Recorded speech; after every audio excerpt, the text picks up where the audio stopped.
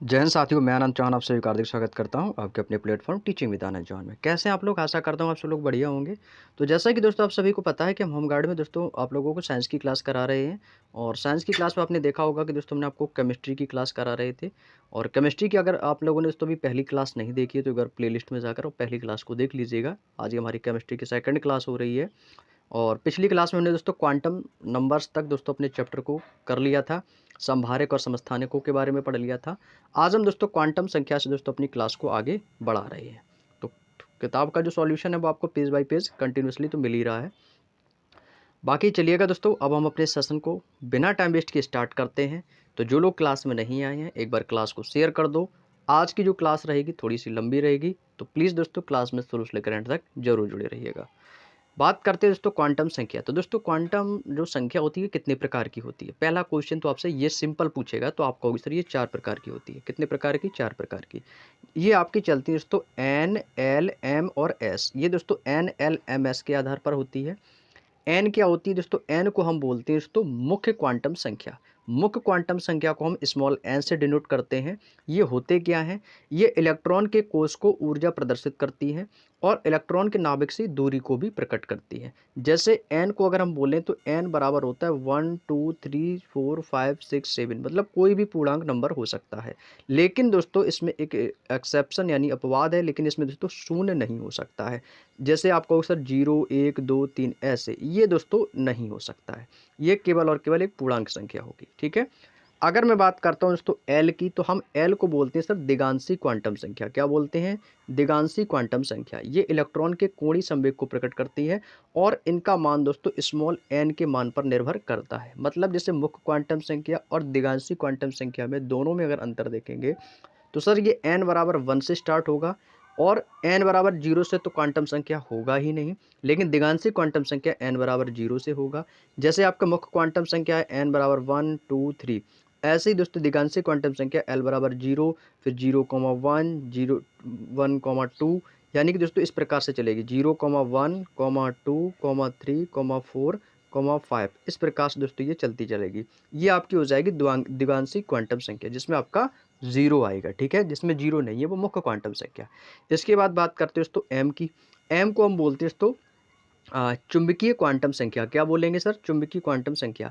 ये क्वांटम संख्या कक्षक विन्यास को दर्शाती हैं। इनका मान -1 से +1 तक होता है। जैसे कि दिगांशी क्वांटम संख्या और हम अगर चुंबकीय क्वांटम संख्या के बीच में देखेंगे तो आपको पता है कि सर दिगांशी क्वांटम संख्या 0 1 2 3 है। ये तो आपको पता ही है।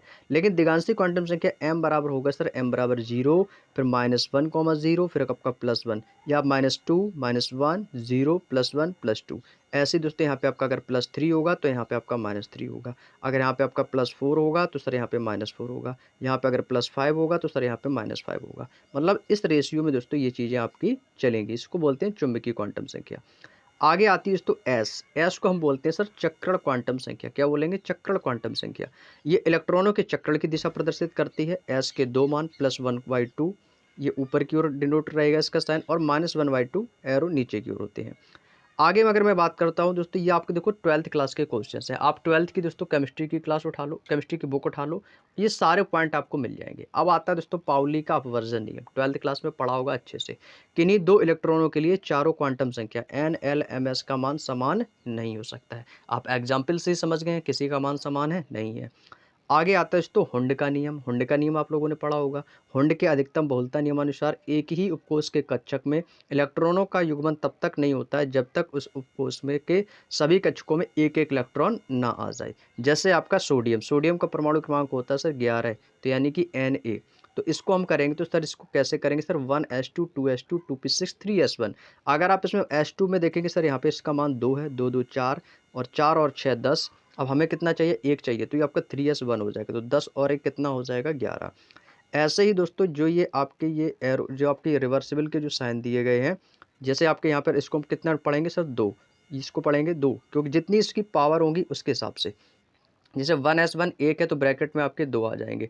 2s2 में दोस्तों आपका एक ही है तो इसमें देखो 2 आ गए, पावर 2 है तो 2 आ गए।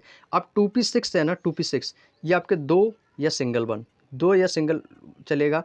तो ये 2p6 है तो 2 2 4 2 6, ये आपका बन गया। ये 3s1 है। आप इनको काउंट करोगे तो आपका दोस्तों ये 11 ही मिलेगा। 2 2 4 2 6 2 8 2 10 1 11। क्लियर? यह होता है आपका हुंड का नियम। आगे बात करता हूँ दोस्तों अब आपसे ये दोस्तों नहीं देगा एग्ज़ाम में, ये नहीं आना है, ये तो केवल आपको समझाने के लिए है, ये तो आना ही नहीं है बिल्कुल भी, ठीक है। अगले आता है दोस्तों हाइजेनबर्ग की सिद्धांत के अनुसार। हाइजेनबर्ग की अनिश्चितता का सिद्धांत पढ़ा होगा आपने, है ना? कि किसी कण की स्थिति और वेग का एक साथ सटीक निर्धारण नहीं किया जा सकता है। अफबाऊ का नियम, इलेक्ट्रॉनिक विन्यास में दोस्तों कक्षकों को उनकी ऊर्जा को बढ़ते क्रम में भरा जाता है। आगे बात करता हूँ दोस्तों गैसीय नियम की। तो किसी परमाणु का एक मोल उसकी वह मात्रा है जिसमें उतनी ही रासायनिक इकाइयाँ हैं जितनी कि शुद्ध कार्बन 12th समस्थानिक के 12th ग्राम में परमाणुओं की संख्या होती है। किसी भी पदार्थ के 6.022 इंटू 10⁻23 कण उसके एक मोल के बराबर होते हैं और इसी को हम दोस्तों आवोगाद्रो संख्या के नाम से जानते हैं। किसी पदार्थ में मोलों की संख्या, इसका फॉर्मूला आप लोग देख सकते हो। इसका फॉर्मूला होता है कि पदार्थों का द्रव्यमान बटे पदार्थों का अणुभार। पदार्थों की मोलों की संख्या बराबर होता है पदार्थ का द्रव्यमान बटे पदार्थ का अणुभार। क्लियर?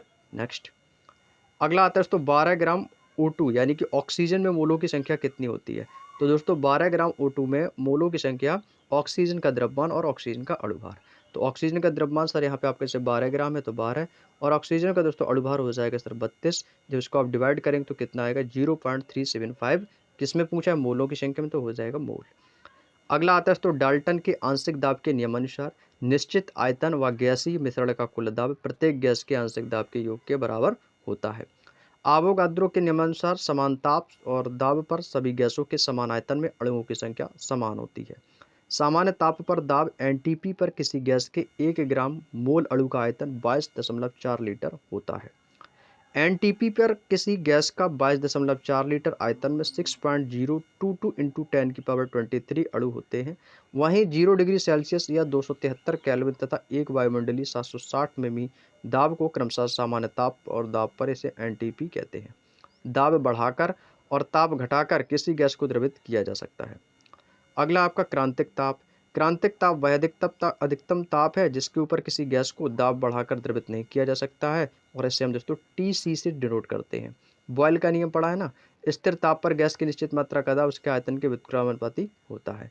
चार्ल्स का नियम, स्थिर दाब पर गैस का आयतन उसके ताप के अनुक्रमानुपाती होता है।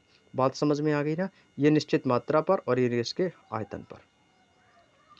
आगे बात करते हैं संयोजकता, जिसको कहते हैं वैलेंसी। परमाणुओं के द्वारा साझा किए गए इलेक्ट्रॉनों की संख्या उस तत्व की संयोजकता कहते हैं। जैसे हाइड्रोजन H, क्लोरीन L और ब्रोमीन Br और आयोडीन I, इनके परमाणु एक इलेक्ट्रॉन साझा करते हैं, इसलिए दोस्तों इन सभी की जो संयोजकता है वो कितनी होगी?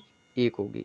जिन तत्वों के परमाणु तथा इलेक्ट्रॉन साझा करते हैं वे एकल बंध बनाते हैं और इनको एक संयोजी तत्व कहा जाता है। जो एकल बंध यानी जिसको हम सिंगल बॉन्ड बोलते हैं, जो सिंगल बॉन्ड बनाते हैं वो आपके एक संयोजी हो गए, जो डबल बॉन्ड बनाते हैं वो आपके दो संयोजी हो गए, और जो आपके ट्रिपल बॉन्ड बनाते हैं वो त्रिसंयोजी होते हैं। ठीक है। अगला है हमारा oxygen O, sulphur S, magnesium, calcium, zinc और लेड की परमाणु 2 इलेक्ट्रॉन साझा करते हैं, इसलिए इनकी संयोजकता 2 होती है। और जिन परमाणु के 2 इलेक्ट्रॉन साझा करते हैं वो द्विबंध यानी कि डबल बॉन्ड बनाते हैं, जैसा कि मैंने अभी बताया, उसको हम द्विसंयोजी कहते हैं। अब जैसे आपके बात करते हैं तो त्रिसंयोजी की, तो नाइट्रोजन N, फास्फोरस, एल्यूमिनियम के परमाणु अगर 3 इलेक्ट्रॉन साझा करते हैं तो ये ट्रिपल बॉन्ड तो बनाएंगे ही बनाएंगे, लेकिन इनके परमाणु 3 इलेक्ट्रॉन साझा करते हैं तो ये त्रिबंध यानी ट्रिपल बॉन्ड बनाते हैं और इनको हम त्रिसंयोजी तत्व कहते हैं। ऐसे आपका चतुर्थ संयोजी हो जाएगा जो जिसमें आपके चार बॉन्ड बनाएंगे यानी कि चतुर्थ बंध बनाते हैं, वो आपके चतुर्थ संयोजी हो गए। चतुर्थ संयोजी बनाता कौन सा तत्व है? तो सर कार्बन है, सिलिकॉन आदि की संयोजकता 4 होती है।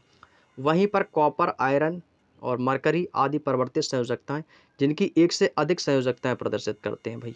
अब भाई इसमें क्या हो गया? एक से अधिक संयोजकता आप कर रहे हैं तो आपकी 3 प्रकार की हो जाती है। जैसे आपका सहसंयोजकता, उपसहसंयोजकता और वैद्युत सहसंयोजकता। जब 2 परमाणुओं के बीच इलेक्ट्रॉन की समान साझेदारी होती है तो उसको हम सहसंयोजकता कहते हैं, और सहसंयोजकता से निर्मित बंध को हम सहसंयोजी बंध और तत्वों को हम सहसंयोजी तत्व कहते हैं। हाइड्रोजन अणु H2, ऑक्सीजन अणु O2 आदि ये सभी आपके कैसे हैं? सहसंयोजी तत्व हैं। जब एक परमाणु इलेक्ट्रॉन युग्म को दूसरे परमाणु को प्रदान करता है तो वह उपसहसंयोजकता कहते हैं। उपसहसंयोजकता का निर्मित बंध को हम उपसहसंयोजी बंध कहते हैं। अमोनिया NH3, सल्फ्यूरिक अम्ल H2SO4 और उपसहसंयोजी यौगिक है। आगे अगर बात करें तो जब एक परमाणु से हम दूसरे परमाणु में इलेक्ट्रॉन का ट्रांसफर करते हैं तो उसे हम वैद्युत संयोजकता कहते हैं। वैद्युत संयोजकता से निर्मित बंध को हम वैद्युत संयोजी बंध या आयनिक बॉन्ड भी कहते हैं। सोडियम क्लोराइड NaCl इसमें क्या होता है कि इसमें वैद्युत संयोजक बंध पाया जाता है, क्योंकि यहाँ पर सोडियम के इलेक्ट्रॉन क्लोरीन की ओर स्थानांतरित हो जाते हैं। जैसे आपका एकल बंध, द्विबंध, त्रिबंध और बंधन ऊर्जा, क्योंकि यहाँ पर दोस्तों एरो का अगर आप साइन देखें सभी का एक ही तरफ है, यानी कि ट्रिपल बॉन्ड की तरफ है, तो ये तो त्रियाबंध बनाएंगे। वहीं अगर एकल बंध, द्विबंध और त्रिबंध है, तो इनकी बंध की जो दूरी है वो कैसी हो जाएगी, बॉन्ड से उनका क्रम हो जाएगी, ये बंध दूरी का क्रम है। एकल बंध, द्विबंध और त्रिबंध ये बंधों की क्रियाशीलता को कम करता है। ऑक्सीकरण और अपचयन, ऑक्सीडेशन एंड रिडक्शन पढ़ा है ना आप लोगों ने, बिल्कुल पढ़ा होगा। सर ऑक्सीकरण क्या होता है, तो सर ऑक्सीकरण या उपचयन इसको हम बोलते हैं, उपचयन और अपचयन, हम ऑक्सीकरण को हम उपचयन भी कहते हैं। ये तो आपको सर आपने उपचयन पढ़ाया नहीं, उपचयन आ गया एग्जाम में, अगर आपने ऑक्सीकरण पढ़ लिया तो समझ लो वही उपचयन है। ऑक्सीकरण या उपचयन क्रिया, इसमें किसी पदार्थ के द्वारा ऑक्सीजन का ग्रहण या हाइड्रोजन के निष्कासन, कमी, इलेक्ट्रॉनों के त्यागने और ऑक्सीकरण संख्या में वृद्धि होती है। जैसे आपका Cu और O2 है, तो ऑक्सीजन के कितने हैं सर, 2 है, तो 2 हमारा इधर आ जाएगा Cu की तरफ, तो ये हो जाएगा सर हमारा 2CuO। अपचयन या अवकरण वह क्रिया है और जिसमें तत्वों से हम हाइड्रोजन का योग, उसके ऑक्सीजन की कमी और तत्व इलेक्ट्रॉन ग्रहण करें या ऑक्सीकरण संख्या से कमी हो। जैसे CuOH2, तो सर H2O है, तो यहाँ से हमें क्या मिलेगा सर, कॉपर मिल जाएगा, Cu, और यहाँ से O है, ये H2 की तरफ चलेगा, तो यहाँ से हमारा जल निकल जाएगा, तो ये क्या हो जाएगा H2O, यानी कॉपर, और हमें जल प्राप्त होगा। वह अपक्रिया जिसमें हम ऑक्सीकरण और अपचयन साथ साथ होते हैं उसको रिडॉक्स अपक्रिया कहते हैं। रिडॉक्स अपक्रिया पढ़ी है ना साइंस में, 12th क्लास में, बिल्कुल पढ़ी होगी। यही एग्जाम्पल सेम आपका इस पे फॉलो करेगा, Cu+H2O। क्लियर। वे पदार्थ जो दूसरे पदार्थ की ऑक्सीकरण संख्या बढ़ा देते हैं वो ऑक्सीकारक कहलाते हैं। अपक्रिया में जिस पदार्थ का अपचयन होता है उसे हम ऑक्सीकारक कहते हैं। जैसे आपका आता है सर पोटेशियम परमैंगनेट, इसका फॉर्मूला था KMnO4। इसको हम दोस्तों लाल दवा भी कहते हैं, इसको हम दोस्तों लाल दवा के नाम से भी जानते हैं, ये चीज़ नोट कर लेना, ठीक है। अगला आता है आपका सर पोटेशियम डाइक्रोमेट, K2Cr2O7। इसके बाद आता है आपका नाइट्रिक अम्ल, HNO3, और halogen, chlorine, bromine, fluorine. Hydrogen peroxide H2O2, hydrogen peroxide का सर सूत्र बहुत पूछा जाता है, H2O2 होता है। आदि ये सभी आपके प्रमुख ऑक्सीकारक हैं। वे पदार्थ जो दूसरे पदार्थ की ऑक्सीकरण संख्या घटा देते हैं वो अपचायक कहलाते हैं। भाई क्या कहलाते हैं, अपचायक। अपक्रिया में जिस पदार्थ का ऑक्सीकरण होता है वह दोस्तों अपचायक कहलाता है। क्लियर। चलिए नेक्स्ट क्वेश्चन। अगला आता है आपके सर सल्फर डाइऑक्साइड, यानी कि सर SO2, और इसके बाद आता है पोटेशियम आयोडाइड, जिसको डिनोट करते हैं KI से, हाइड्रोजन सल्फाइड H2S, और स्टेनस क्लोराइड SnCl2। ये दोस्तों आपके प्रमुख अपचायक हैं। क्या है, अपचायक। अब मैं आपको यहाँ पर कुछ तत्व और उनकी ऑक्सीकरण संख्या दे रहा हूँ, इसको एक बार जरूर देख लीजिएगा। जैसे ऑक्सीजन, ऑक्सीजन की ऑक्सीकरण संख्या होती है -1, और हाइड्रोजन परऑक्साइड में H2O2 में, ठीक है। हाइड्रोजन परऑक्साइड में ऑक्सीजन की ऑक्सीकरण संख्या -1 होती है। हाइड्रोजन की दोस्तों धातुओं के साथ +1 होती है। ऑक्सीजन की दोस्तों फ्लोरीन के साथ या H2O2 में दोनों को छोड़कर -2 होती है। वहीं हाइड्रोजन की दोस्तों -1 बोरोन और धातुओं के साथ होती है। सोडियम का सर +1, पोटेशियम 1, मैग्नीशियम प्लस का 2, और कैल्शियम प्लस का 2, फ्लोरीन माइनस का 1, और उदासीन अणु 0। आगे बात करते हैं दोस्तों पीरियोडिक क्लासिफिकेशन ऑफ एलिमेंट्स, तत्वों का आवर्ती वर्गीकरण। अभी मेंडलीव के बारे में भी पढ़ेंगे। सभी तत्वों को आधार बनाकर इस प्रकार व्यवस्थित करना जिसमें निश्चित अंतराल के बाद समान गुण वाले तत्व पुनः उपस्थित हों और तत्वों के आवर्ती वर्गीकरण की व्यवस्था कहलाती है। सभी तत्वों के व्यवस्थित एवं सुविधाजनक अध्ययन के लिए कई वैज्ञानिकों ने प्रयास किए। इस क्रम में डॉबे राइनर का त्रिक सिद्धांत और न्यूजीलैंड का स्टक नियम और लोथर मेयर का दोस्तों परमाणु भार सिद्धांत आदि तत्वों के वर्गीकरण के प्रयास से त्रुटिपूर्ण सिद्ध हुए, जिसके उपरांत वर्गीकरण का प्रथम जो प्रयास है ये मेंडलीव की आवर्त के नियम के आधार पर बनाया गया। और न्यूलैंड्स के अष्टक नियम के अनुसार इसे 8वां तत्व पहले तत्व के गुणधर्म के बराबर होता है। जॉन न्यूलैंड्स ने तत्वों को परमाणु भार के अनुसार व्यवस्थित किया। तब उन्होंने पाया कि हर 8वां तत्व पहले तत्व के अनुसार ही गुण रखता है। जैसे आपका क्लोरीन है, फ्लोरीन के बाद 8वां तत्व है फ्लोरीन, और क्लोरीन की रासायनिक विशेषता समान है। अगर हम दोस्तों इनके समय ज्ञात तत्वों की संख्या की बात करते हैं तो इनकी 56 होती है। कितनी होती है, 56। डॉबराइनर के नियम के अनुसार लगभग समान गुणधर्म वाले तत्वों को उनके परमाणु भार के बढ़ते हुए क्रम में रखा जाए तो बीच वाले तत्व का परमाणु भार अन्य दो तत्वों के परमाणु भार के योग के लगभग मध्य होता है। अब इसके बाद दोस्तों यहाँ पर आपके कुछ तत्व दिए गए, जैसे आपका लिथियम है, सोडियम है और पोटेशियम है। जैसे लिथियम का परमाणु भार 7 और सोडियम का 23 और पोटेशियम का 39। अगर मुझे सोडियम का परमाणु भार निकालना है तो क्या करेंगे सर, लिथियम और पोटेशियम को जोड़ देंगे और डिवाइड 2 कर देंगे। जैसे मुझे सोडियम का निकालना था, ठीक है ना, तो Na का परमाणु भार मैंने ले लिया ना, ठीक है, ये क्या हो गया 23, ठीक है। तो उसमें 23 ले लिया, इसमें क्या होगा सर, ये हो जाएगा हमारा जैसे इसका 23 है, इसको मैं जोड़ दूंगा इन दोनों को, तो ये कितना हो गया 39 और 7 कितना हो गया सर 46। तो 46 से इसको काटेंगे तो कितना मिलेगा सर 23 हमको ये मिल जाएगा। ठीक है, आगे चले। अगला है दोस्तों महान रशियन वैज्ञानिक D.I. मेंडलीफ। ये जो मेंडलीफ जो थे ये दोस्तों एक रशियन वैज्ञानिक थे। इन्होंने विभिन्न तत्वों और उनके यौगिकों की तुलनात्मक अध्ययन के आधार पर एक नियम दिया था जिसे मेंडलीफ का आवर्त नियम या मेंडलीफ की आवर्त सारणी कहते हैं। मेंडलीफ के आवर्त के नियमानुसार तत्वों के भौतिक और रासायनिक गुण उनके परमाणु भार के आवर्ती फलन होते हैं। चलिएगा भाई आगे बढ़ते हैं। अब यहाँ से दोस्तों मेंडलीफ के बारे में पढ़ रहे हैं, ठीक है ना। तो मेंडलीफ के द्वारा निर्मित आवर्त सारणी में 8 वर्ग और 7 आवर्त थे। मेंडलीफ की आवर्त सारणी तत्वों के रासायनिक गुणधर्मों पर आधारित थे। मेंडलीफ के समान गुणधर्म वाले तत्वों को एक साथ स्थान दिया। मेंडलीफ के समय ज्ञात तत्वों की जो संख्या वो दोस्तों 63 थी। मेंडलीफ की आवर्त सारणी में अज्ञात तत्वों के लिए रिक्त स्थान छोड़े गए और मेंडलीफ की आवर्त सारणी में विगत व्यवस्था को परिवर्तित किए बिना ही अक्रिय गैसों का पता लगने पर इन्हें अलग समूह में रखा जा सकता था। अगला है मेंडलीफ के आवर्त नियम के गुण। मेंडलीफ के तत्वों को उनके परमाणु द्रव्यमान एटॉमिक मॉस के बढ़ते क्रम में व्यवस्थित किया जिससे तत्वों के गुणधर्मों में आवर्तता स्पष्ट दिखी। मेंडलीफ के कुछ स्थान खाली छोड़े और भविष्य में खोजे जाने वाले तत्व जैसे गैलियम है, स्कैंडियम है, जर्मेनियम के गुणधर्मों की दोस्तों सटीक भविष्यवाणी की। मेंडलीफ ने रासायनिक और भौतिक गुणधर्मों के आधार पर एक जैसे तत्वों का एक ही कॉलम यानी कि ग्रुप बनाया जिसमें क्षार धातुएं यानी कि एल्काली मेटल्स और क्षारीय पृथ्वी धातुएं एल्कलीन अर्थ मेटल्स आदि। मेंडलीफ के आवर्त नियम के दोष क्या हैं सर? मेंडलीफ की आवर्त सारणी में समस्थानिकों की स्थिति जो है वो स्पष्ट नहीं है। मेंडलीफ की आवर्त सारणी में हाइड्रोजन का स्थान दोस्तों निश्चित नहीं रखा है। 8वें वर्ग में 3 तत्वों को एक साथ समाहित करने पर मेंडलीफ की दोस्तों आवर्त सारणी का यह दोष है। कुछ समान गुणधर्म वाले तत्वों को अलग अलग समूह में रखा है जैसे AU है, PTS, CU है और HG है। धातु और अधातु के तत्वों के बीच स्पष्ट विभाजन न होने से मेंडलीफ की आवर्त सारणी का यह दोष है। अगला आता है सर आधुनिक आवर्त नियम। आधुनिक आवर्त नियम क्या है? तो दोस्तों आधुनिक आवर्त नियम 1913 को दोस्तों हेनरी मोसले ने तत्वों के अध्ययन के आधार पर एक नियम दिया जिसको हम दोस्तों आधुनिक आवर्त नियम कहते हैं।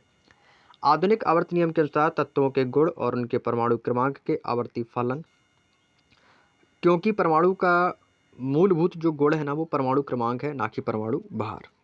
परमाणु क्रमांक की खोज जो है ये दोस्तों अंग्रेजी वैज्ञानिक थे सर हेनरी मोसले। इन्होंने दोस्तों परमाणु क्रमांक की खोज की थी। आधुनिक आवर्त सारणी में 18 वर्ग और 7 आवर्त होते हैं। आधुनिक आवर्त सारणी में कितने वर्ग होते हैं सर? आपको सर 18 वर्ग होते हैं और सर 7 आवर्त होते हैं, ठीक है ना। चलिए आधुनिक आवर्त सारणी में हाइड्रोजन को पहले स्थान पर रखा गया है क्योंकि इसकी परमाणु संख्या न्यूनतम है। आवर्त सारणी के प्रथम आवर्त में कुल 2 तत्व मौजूद होते हैं। अगर मैं आवर्त की विशेषताओं के बारे में जानूं तो किसी आवर्त में बाएं से दाएं जाने पर धातु गुण में कमी होती है जबकि अधातु गुण में वृद्धि होती है। बाएं से दाएं जाने पर तत्वों की जो रासायनिक क्रियाशीलता घटती है तथा बाद में दोस्तों बढ़ती है। नेक्स्ट क्वेश्चन अगला है आवर्त में तत्वों की संयोजकता पहले बढ़ती थी और उसके बाद घटते घटते शून्य हो जाती है। आवर्त में बाएं से दाएं जाने पर संयोजी इलेक्ट्रॉनों की संख्या 1 से बढ़कर 8 हो जाती है और बाएं से दाएं जाने पर आयनन विभव का मान बढ़ता है। बाएं से दाएं जाने पर परमाणु आकार या परमाणु त्रिज्या घटती है।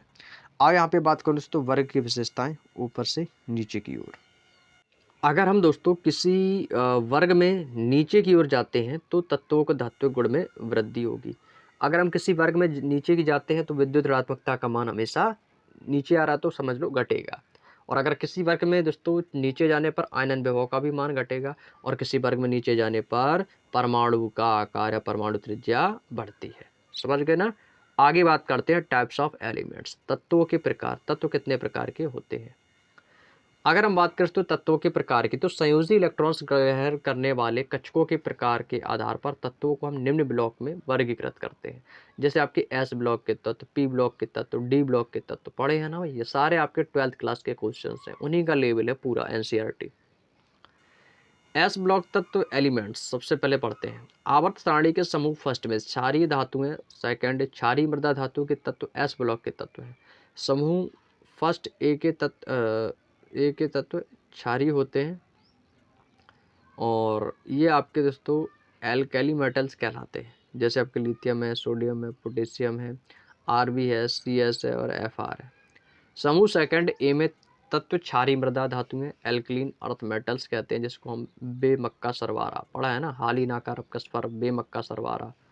तो बस वही चीज़ है, हाली नाकार अपकस्फर है, हाली ना का रब, ये चीज़ ली का ना रब कसफर, ये जो लिखा है ना, मैंडलीव के साड़ी की ट्रिक जो पढ़ते थे ना, ऐसे तो पढ़ते थे, हाली यहाँ पे हाइड्रोजन पहला हो जाता था, हाली ना का, इसमें हाइड्रोजन है नहीं, तो हाली का ना का रब कसफर और बेमक्का सरवारा, ठीक है ना, तो ऐसे याद रख लो इसको। इन तत्वों में संयोजी इलेक्ट्रॉन जो है वो एस कक्षक में प्रवेश करते हैं और इन तत्वों के बाह्य कोश का इलेक्ट्रॉनिक विन्यास NS1 तथा NH2 होता है। ये सभी तत्व जो धातु हैं ये दोस्तों हाइड्रोजन को छोड़कर, मैंने अभी बोला ना, हाइड्रोजन को छोड़कर, जैसे ली का नारव का स्पर्श लिखा है ना, तो वैसे हाली ना का पढ़ते थे तो उसमें हाइड्रोजन को छोड़ दिया है, साफ साफ बोल रहा है, ठीक है ना। और अब जो सबसे इंपॉर्टेंट है वो है कि एस ब्लॉक के तत्व कैल्शियम की व्युत्पत्ति किस शब्द से हुई है, तो दोस्तों इसका जो लैटिन भाषा कैल्कस से हुई है, ठीक है, ये एस ब्लॉक के तत्व। अब मैं आपको ले चलता हूँ दोस्तों पी ब्लॉक एलिमेंट्स की ओर। आवर्त सारणी के समूह 13 से 18 में थर्ड ए से लेकर 8 ए तक, समूह थर्ड ए से 8 ए तक पी ब्लॉक के तत्व हैं, जिसमें इनका इलेक्ट्रॉनिक विन्यास NH2 और Np1-6 है। जैसे B5 है ना, B5, अगर मैं B5 का निकालूंगा सर तो कैसे निकालूंगा सर, 1s2 2s2 2p1, दो इसके हो गए, 2 2 4 और 1 = 5। अब इसमें कितना है, सी कार्बन 6 है ना, तो 1s2 2s2 2p2 हो जाएगा, तो 2 यहाँ से ये 2 2 4 और 2 ये कितने हो गए 6। तो इसको दोस्तों इस प्रकार से ब्लॉक पी ब्लॉक के तत्व निकाल सकते हैं। बात समझ में आ गई ना, पी ब्लॉक का तत्व है तो लास्ट में हमारा पी आना चाहिए, अगर एस ब्लॉक का है तो लास्ट में हमारा एस आना चाहिए, ठीक है। इस ब्लॉक में धातु अधातु और उपधातु तीनों होते हैं, जैसे 4th ए के तत्व, जैसे सी कार्बन क्या है, कार्बन एक अधातु है, और SI और GE ये हमारी उपधातु है, और ये SN और PB लेड और SN ये आपका क्या है, धातु है। पी ब्लॉक में जो आपके संयोजी इलेक्ट्रॉन है ये पी कक्षक में प्रवेश करते हैं। एस ब्लॉक हो गया, पी ब्लॉक हो गया, पढ़ते sir D block elements. D block के तत्वों को संक्रमण तत्व भी कहते हैं, क्या कहते हैं, संक्रमण तत्व। इनके आवर्त सारणी के समूह में दोस्तों 3 से लेकर 12 तक के तत्व होते हैं। कितने होते हैं सर, 3 से 12 तक के तत्व होते हैं। क्लियर, चलिए आगे चलते हैं अपने अगले पॉइंट की ओर। इनका अगर हम इलेक्ट्रॉनिक विन्यास देखेंगे तो सर N-1 D1-10 NS1-2 होता है। डी ब्लॉक तत्वों में संयोजी इलेक्ट्रॉन डी कक्षक में प्रवेश करते हैं। अगला आता है तो एफ ब्लॉक के तत्व। इस ब्लॉक के तत्व आंतरिक संक्रमण तत्व भी कहलाते हैं और इनको हम एफ ब्लॉक के तत्वों को हम 2 श्रेणी में बांटते हैं, जैसे लैंथेनाइड और एक्टिनाइड। लैंथेनाइड एक्टिनाइड पढ़ा है ना, तो वही लैंथेनाइड और एक्टिनाइड में विभाजित करते हैं। एक्टिनाइडों के इलेक्ट्रॉनिक विन्यास अनियमित होता है और परमाणु क्रमांक 57 से 71 तक तत्वों को हम लैंथेनाइड कहते हैं। 89 से 103 तक का परमाणु क्रमांक वाले तत्वों को हम एक्टिनाइड कहते हैं और ये तत्व रेडियोधर्मी प्रकृति के होते हैं। समूह 16 के तत्वों को हम कैल्कुजन कहते हैं और आधुनिक अवस्थानी के बाएं भाग में धातुओं को रखा गया है। हाइड्रोजन इसमें केवल अपवाद है, हाइड्रोजन को छोड़ देते हैं। हाइड्रोजन एक अधातु है परंतु इसका परमाणु संख्या सबसे कम होने के कारण इसको आधुनिक अवस्थानी में पहले वर्ग तथा पहले वर्ग में रखा गया है। आधुनिक अवस्थानी के दाएं भाग में अधातुओं को रखा गया है और आधुनिक अवस्थानी के समान वर्ग तथा संयोजी इलेक्ट्रॉन की संख्या को प्रदर्शित करता है। आधुनिक आवर्त सारणी में 2 आवर्तों के अलग से सारणी के नीचे रखा गया है, जिसमें लैंथेनाइड और एक्टिनाइड के 14 तत्वों को रखा गया है। बोरोन आवर्त सारणी के दोस्तों वर्ग आपके 13 की एकमात्र उपधातु है। अगला आते हैं तो महत्वपूर्ण बिंदु। यहाँ पे आपके कुछ महत्वपूर्ण बिंदु है, महत्वपूर्ण पार्ट्स दिए गए, इन पर एक नजर डालते हैं। जैसे कि सबसे भारी और ठोस धातु कौन सी है, तो सर वो है स्टैटिन, जिसको हम AT से डिनोट करते हैं। विद्युत का सबसे अच्छा सुचालक क्या है, सर वो चांदी है, जिसको हम AG से डिनोट करते हैं। विद्युत की सबसे अच्छी सुचालक अधातु कौन है, तो सर वो आपका ग्रेफाइट है। सबसे चमकदार धातु कौन है, सर वो प्लेटिनम है। सर्वाधिक गैसीय तत्व वाली जो वर्ग है वो कौन से, सर शून्य वर्ग है। सर्वाधिक आयनन विभव वाला तत्व कौन सा है, तो सर वो हीलियम है। न्यूनतम आयनन विभव वाला तत्व है वो कौन सा है, सर सीजियम है। सर्वाधिक इलेक्ट्रॉन प्राप्ति करने वाला तत्व कौन सा है, तो सर वो है आपका क्लोरीन। ब्रह्मांड में सबसे अधिक पाए जाने वाला जो तत्व है वो सर आपका हाइड्रोजन है और पृथ्वी की भूपर्वटी पर सर्वाधिक मात्रा में पाए जाने वाला तत्व ऑक्सीजन होता है। वायुमंडल में सर्वाधिक मात्रा में पाए जाने वाला तत्व नाइट्रोजन है और पृथ्वी पर सबसे अधिक मात्रा में पाए जाने वाला धातु तत्व एल्यूमिनियम है। अगर मैं बात करूँ कि प्रकृति में पाए जाने वाले तत्व तो सर आपके 94, कुल धातु तत्वों की संख्या 91 और अब धातुओं की संख्या कितनी है सर, 7 है। क्लियर। अब यहाँ से मैं बात करता हूँ तो हाइड्रोजन और उसके यौगिक के बारे में। अब बात करते हैं हाइड्रोजन उसके यौगिक यानी hydrogen and it's compounds. Hydrogen की खोज किसने की थी? सबसे पहला इंपॉर्टेंट पॉइंट तो ये निकल के आ गया सर। सबसे पहला इंपॉर्टेंट पॉइंट दोस्तों आपका ये निकल के आ गया कि हाइड्रोजन की खोज किसने की। तो सर हाइड्रोजन की खोज हेनरी कैवेंडिश ने की थी। किसने? हेनरी कैवेंडिश ने। कब की? 1766 में। 1766 में की। और इससे दोस्तों हाइड्रोजन नाम एंटोनी लेवुजियर ने इनका नाम दिया था सर, इसको हाइड्रोजन रखा जाए। ठीक है ना। चलिए अगला है हाइड्रोजन का परमाणु क्रमांक। सर तो इसका परमाणु क्रमांक 1 है, तो सर ये पहले तो ये आएगा। ठीक है ना, पहला क्रमांक है तो ये पहले तो आएगा ही। तो हाइड्रोजन का परमाणु क्रमांक फर्स्ट है क्योंकि इसके नाभिक में केवल एक प्रोटॉन पाया जाता है। हाइड्रोजन का ऊष्मीमान एक वन सॉरी 1,50,000 किलो जूल प्रति किलोग्राम होता है सर। कितना होता है सर? 1,50,000। 1,50,000 किलो जूल प्रति किलोग्राम होता है, इसलिए इसे भविष्य का ईंधन कहते हैं। क्या बोलते हैं सर? इसलिए भविष्य का ईंधन कहते हैं सर। भविष्य का ईंधन किसे कहते हैं सर? हाइड्रोजन को कहते हैं। हाइड्रोजन एक मात्रा सा तत्व है जिसके नाभिक में न्यूट्रॉन नहीं पाया जाता है। ब्रह्मांड के संपूर्ण द्रव्यमान का 70% डाइहाइड्रेशन है और हाइड्रोजन का उपयोग हम ईंधन सेलों में किया जाता है। पृथ्वी के वायुमंडल में हाइड्रोजन 0.00005% मात्रा में द्रव्यमान के अनुसार पाई जाती है। हाइड्रोजन में 3 समस्थानिक होते हैं आपके, प्रोटियम, ड्यूटेरियम और ट्राइटियम होते हैं। जैसे आपके समस्थानिक है protium 1s1, deuterium 1s2, tritium sir 1s3। परमाणु द्रव्यमान प्रोटियम हाइड्रोजन 1 है तो 1, इसका कितना है 2 है तो 2, और इसका कितना है 3 है तो 3 ट्राइटियम। न्यूट्रॉनों की संख्या सर इसमें तो है ही नहीं तो 0 है। इसमें कितना है सर 1 है। इसमें कितना है सर? इसमें 2 है। क्लियर है ना। तो न्यूट्रॉन की संख्या इसमें कितनी होगी? समस्थानिक में 2। न्यूट्रिनियम को दोस्तों भारी हाइड्रोजन भी कहा जाता है। जैसे आपका भारी जल होता है ना, भारी जल जिसका सूत्र होता है सर ड्यूटेरियम ऑक्साइड D2O जिसको बोलते हैं, वैसे ही आपका एक भारी हाइड्रोजन होता है। आप इसको चाहो तो D2H बोल सकते हैं। क्या बोल सकते हैं सर हम? इसको हम बोल सकते हैं sir D2H, deuterium hydrogen.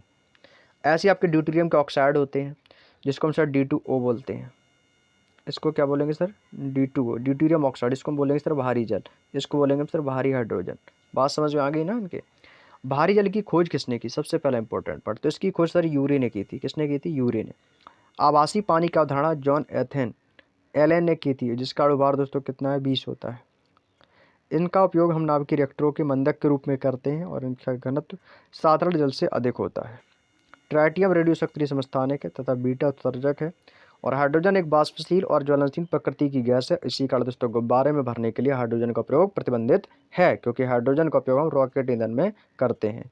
Hydrogen पराऑक्साइड H2O2, इसका फॉर्मूला याद रख लो। हल्का नीले रंग का द्रव होता है और इसे ऑक्सीजनेटेड वाटर कहते हैं। इसकी खोज सन 1818 में LJ थेनार्ड ने की थी। किसने की थी? 1818 में LJ थेनार्ड ने। यह प्रकृति में अल्प मात्रा में वायुमंडल, वर्षा जल और बर्फ आदि में यह पाया जाता है। यह ऑक्सीकरण और उपचायक दोनों की तरह व्यवहार करता है। इसका उपयोग हम घाव धोने और कान साफ करने आदि में दोस्तों इसका प्रयोग किया जाता है। जैसे आपको कोई घाव हो गया, आपको कोई कान साफ करना है, तो हम इसको हाइड्रोजन का प्रयोग करते हैं। आपने देखा होगा सर हाइड्रोजन को कान में भी डाला जाता है जिससे कान की सफाई हो जाती है ना। तो हाइड्रोजन का जो सबसे महत्वपूर्ण यौगिक है वो आपका जल है H2O, क्योंकि इसमें भी हाइड्रोजन की मात्रा है। पृथ्वी की सतह पर लगभग आपका 71% जल है और जिसका 97% भाग आपका समुद्र में है, और 3% जो भाग है वो हम दोस्तों पीने के लिए है। पृथ्वी का लगभग 3% जो जल है दोस्तों वो पीने योग्य है। सभी जीवों का एक बड़ा भाग जल से निर्मित है। मानव शरीर में लगभग 65% तथा कुछ पौधों में दोस्तों लगभग 95% जल होता है। कितना होता है? 95% जल होता है। वर्षा जल का शुद्धतम रूप है। वर्षा जो है दोस्तों ये जल का शुद्धतम रूप है, और शुद्ध अवस्था में जल जो होता है ये उदासीन होता है, जिसका pH मान 7 होता है। तो पता है सर जल का pH मान तो 7 होता ही है, इसमें कोई दिक्कत ना।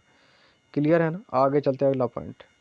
अब जैसे आपका आ गया सर कि जल पृथ्वी पर ठोस और द्रव गैस तीनों अवस्थाओं में पाया जाता है। बिल्कुल है।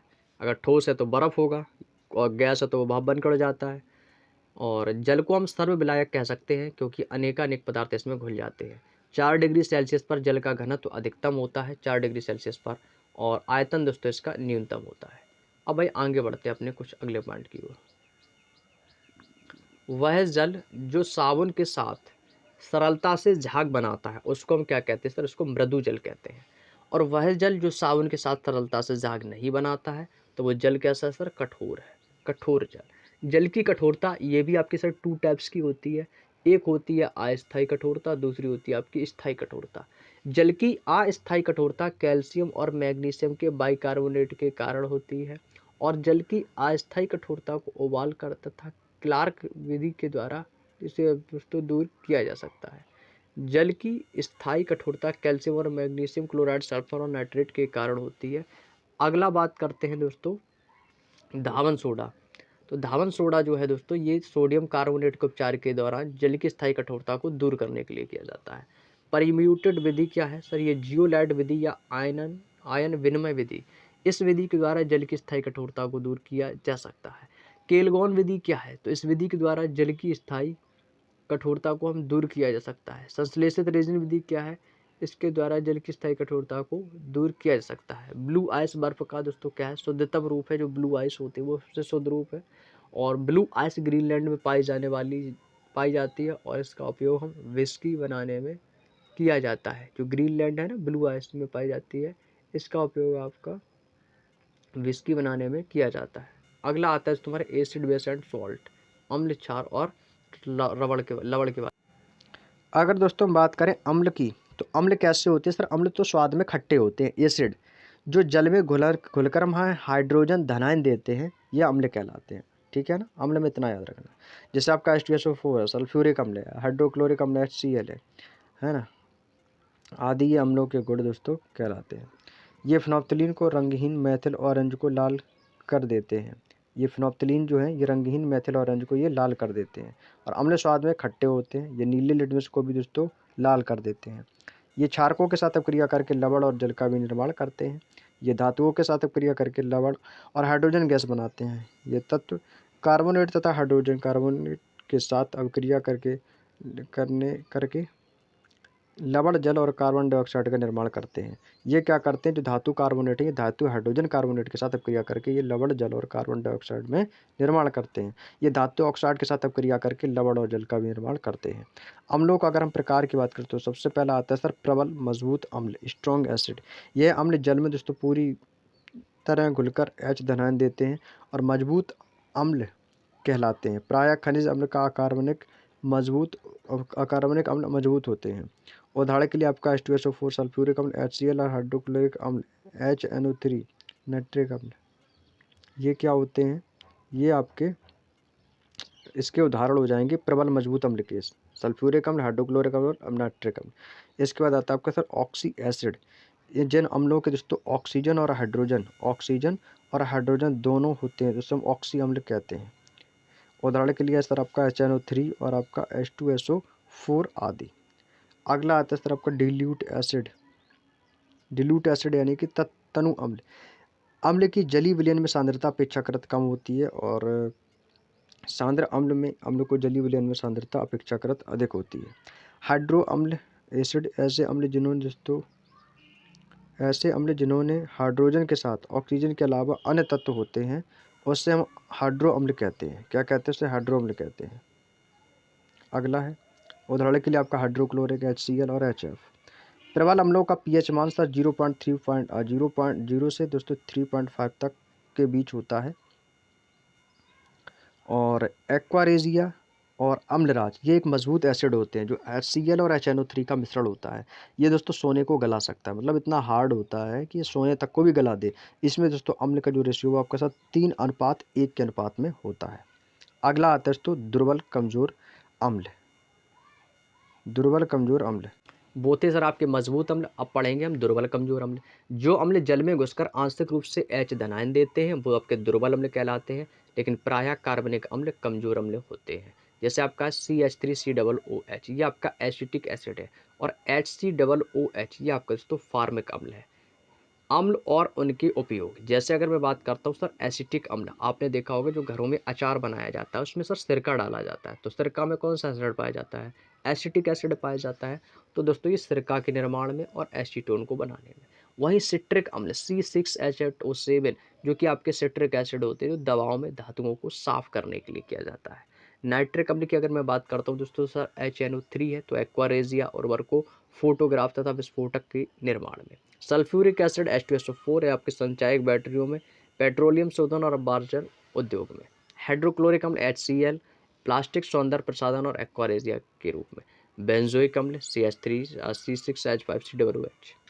बेंजोइक अम्ल जो है ये आपके दवा खाद्य पदार्थों के परिरक्षण संरक्षण में। फार्मिक अम्ल HCOOH ये बड़े स्कंदन में, फलों की संरक्षण में, चमड़ा उद्योग में। और ऑक्जेलिक अम्ल H2C2SO4 फोटोग्राफी में, कपड़े की रंगाई और छपाई में। क्लियर है ना? अगला है आपका सर प्राकृतिक रूप में पाए जाने वाले कुछ प्रमुख अम्ल। जैसे आपका नींबू संतरा है, तो नींबू संतरा में कौन सा अम्ल पाया जाता है सर? सिट्रिक है ना, C6H2O7। सिरका में एसिटिक एसिड है, CH3COOH पाया जाता है।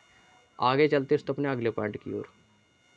चींटी और मधुमक्खी, तो जो देखो बिच्छू का जो डंक होता है और चींटी, ये भी दोस्तों इसमें कौन सा अम्ल पाया जाता है? फार्मिक अम्ल पाया जाता है। ये क्वेश्चन मोस्ट इंपॉर्टेंट लगा लो, कई बार आया एग्जाम में और इसको सभी लोगों ने किया भी है कि चींटी में कौन सा अम्ल पाया जाता है, बिच्छू के डंक में कौन सा अम्ल पाया जाता है, मधुमक्खी में कौन सा अम्ल पाया जाता है? सर फार्मिक अम्ल, जिसको मेथेनॉक अम्ल भी के नाम से जानते हैं, HCOOH। दूध खट्टा होता है सर, लैक्टिक एसिड के कारण होता है, सो लैक्टिक अम्ल का फॉर्मूला हो जाएगा सर C3H6O3। आंवला और पपीता, जिसमें दोस्तों एस्कार्बिक एसिड होता है, मतलब जितने भी आपके फल होते हैं ना सभी में एसिड तो पाया ही जाता है। अब हमारे नॉर्मल मनुष्य के शरीर में जो खाना खाते हैं वो कैसे पचता है? ऐसे थोड़ी पच जाता है, हमारे भी पेट के अंदर सर एसिड है, आपके भी अंदर एसिड है। कौन सा है सर? हाइड्रोक्लोरिक HCl है, वही खाने को पचाता है। आंवला पपीता एस्कार्बिक अम्ल C6H2O6। अंगूर इमली अनानास टार्टरिक अम्ल होता है सर, C4H6O6 होता है। टमाटर पालक में भी दोस्तों सर अम्ल होता है सर, इसमें ऑक्जेलिक अम्ल होता है, ठीक है ना, जिसका फॉर्मूला होता है C2H2O4। सेव, नाशपाती और केला, इसमें दोस्तों मैलिक एसिड पाया जाता है, इसको भी इंपॉर्टेंट लगा लो, कई बार एग्जाम में आया है। मैलिक अम्ल C4H6O5। प्रोटीन, एमिनो अम्ल, वसा, स्टीरिक अम्ल, चाय कॉफ़ी टैनिक अम्ल, कोल्ड ड्रिंक सोडा वाटर में कार्बोनिक अम्ल, हाँ ये भाई कार्बोनिक अम्ल है। और अमरूद में मैलिक एसिड, एस्कार्बिक टार्टरिक और सिट्रिक एसिड पाया जाता है। क्लियर है ना? अम्ल हमारा कंप्लीट होता है। अब यहाँ से हमारा आता है दोस्तों क्षार।